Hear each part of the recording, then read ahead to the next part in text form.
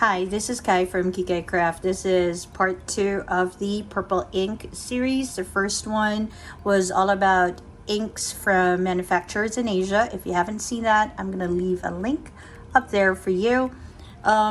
This time we are going to look at inks from ink manufacturers in Europe. We'll have Diamine from UK. We'll have Rohrer and Klingner from Germany, Lamy as well. We'll also have KWZ from Poland, Atramentis from Germany too, almost forgot that, and the Herbin from France. And we're going to use the Maruman loose leaf from the first video. I realized that it's really good for fountain pens and inks if you use just one side, but it gets oversaturated if you use both sides. So we're just gonna use one side. Anyway, I want to have a look at all the purple inks that I have.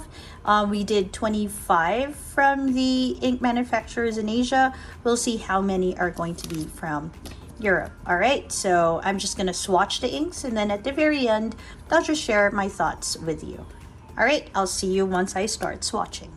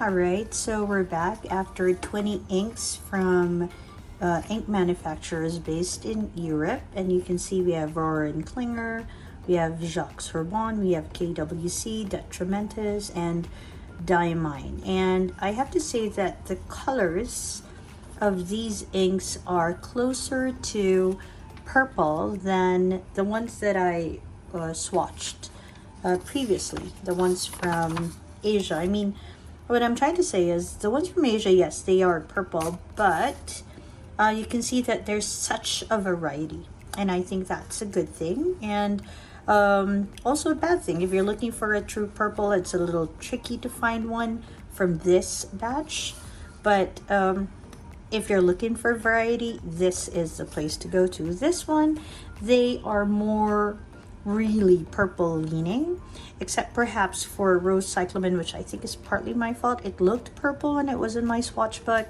but if you can see here, it's very much a pink.